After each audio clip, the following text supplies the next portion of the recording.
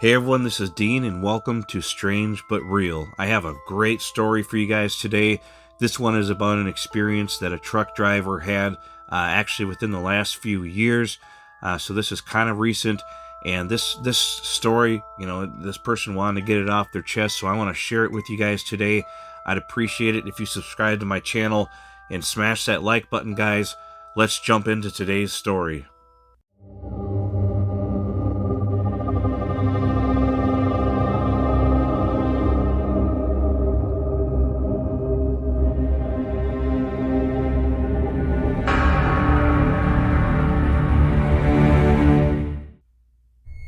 Alright, so I'll get into today's story. Like I said, it's about a truck driver and a strange experience that they had while they were on the road. As you guys know, the truck drivers probably have a lot of stories to share out there with people because they're constantly on the road driving all over the country, and a lot of them probably have a lot of things that they've experienced that people cannot explain just because they're out driving more than the average person, and they're all over the country, a lot of times in remote areas and stuff like that. So if you're a truck driver and you have a experience that you want to share with me, I would really appreciate it. Send it to strangebutrealstories@gmail.com. The link is in the description of my channel if you want to click on it in the link tree to get that. But send that in and I'll get it read on my channel. If you don't want me to read it, that's fine. Just let me know in the email if you don't want me to read it out loud on my channel. But if you want to remain anonymous, that's perfectly fine. Just let me know in the email that you'd like to remain anonymous. But let's get into today's story, guys. I'd prefer to remain anonymous when telling this story, but I'll give a few relevant details about my identity. I'm 38 years old and I've been a truck driver for about 11 years. I had a traumatizing experience that I haven't been able to explain or share until now. It's been haunting me bad since it happened to me, and I feel like I need to tell someone. On June 15th of 2020, I was driving later than I like. It was after midnight, going down Highway 67 on my way to a Love's Rest area when my radio started giving static. It happens a lot on the road, but this is stronger and it wasn't stopping. Out of nowhere, all the streetlights within my view shut off at the same time. It was pitch black. Just after the lights went out, I saw this big dark triangular object hanging in the air right above the road ahead of me. It had lights all over the bottom and looked like they were alternating. I got a sinking feeling in my stomach real quick when I saw that thing, but before I could hit the brakes, everything became really cold and suddenly went dark. It was something hit me over the head and knocked me clean out. So again, like my last story, this guy saw a strange black triangular craft. So this black triangular craft comes up a lot in these stories, so just keep that in your memory. These black triangular crafts are a very common incident. The next memory I have after that point was in a big bright metallic chamber. The walls were mostly smooth and they met at the top like a point, like the inside of a pyramid, but the corners began to soften and form a sort of cone shape at their peak. I was literally paralyzed, unable to move, floating at an angle in a strange warm liquid. When my eyes focused, I saw the beings. They had arms and legs like people with long heads and clear skin. I could almost see through them. There were 5 of the things. They were just observing me from the corners of the room, but I felt threatened and nauseous. So again, a lot of people report when they've had these abduction experiences that they wake up paralyzed.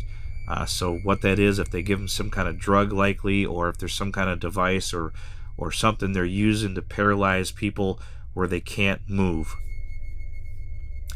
They came up to me and put their hands in the liquid around me, pulling me down a short hallway into a room with big foreign machines that looked like counters connecting to them. They put me into a machine that looked sort of like an upright CT scanner. One of them had this faint white glowing orb in his hand, and when they had me fastened in the machine, he stuck the thing right in my mouth.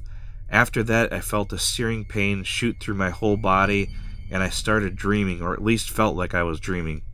I just had a horrible, vivid nightmares, one after another, full of twisted shapes and a deep feeling of dread. Those creatures were there in the dreams too, just watching me, and they were looking directly at my eyes as if they were watching my soul, but they didn't seem to care at all how scared I was. When I tried to scream, one of the beings stepped up really close to me and pushed the glowing ball that was in my mouth down my throat. Man, that would be horrible. I don't remember anything else that happened after that. I just woke up back on the highway laying in the middle of the asphalt. I got up in the road onto the shoulder as quick as I could before any cars came through. Just ahead of me, I could see through a big gap in the guardrails that my truck was flipped over in the ditch. I guess it continued on its own after I was taken and plowed through the guardrails. After I got myself back together, I walked the rest of the way to the Loves and called the police and told them about the wreck, but not how it happened. Some of the police checked the crash site and 2 of them talked to me in person at the rest area. I had no injuries on me, but they drove me to the emergency room anyways because of the severity of the truck's condition. Every day since that night, I lived in constant fear. I don't know what they did to me or why they took me, but I've been seeing them in my nightmares and in ordinary things around me ever since.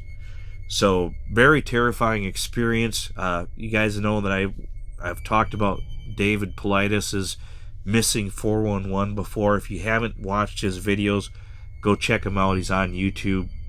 He'd actually just recently did a series called Truckers, and it's about truckers that have gone missing, and a lot of them have had something strange happen to them where their truck is found in the middle of nowhere, completely abandoned, and the truck driver is missing for days. Sometimes they show up days later. They have no memory of what happened to them. They have no recollection of what happened to them.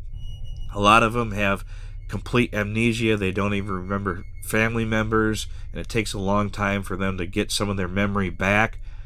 Some of the drivers have never been found. Their truck has just been missing in the middle of nowhere, parked, with the keys in the ignition, their wallet sitting there with cash in their wallet, and so that wasn't somebody stealing, it wasn't somebody like robbing them or something like that. It's just a very strange series of events with truck drivers. So check out Missing 411 with David Politis if you haven't checked out his channels. But lots of strange stories with truck drivers. This is another one, and very horrifying experience. So if you guys got any stories out there that you'd love to share with me, go ahead and send them in at strangebutrealstories@gmail.com. I would love to hear from you. You can remain anonymous if you want to. That's what I've got for today's story. We'll see you on the next one.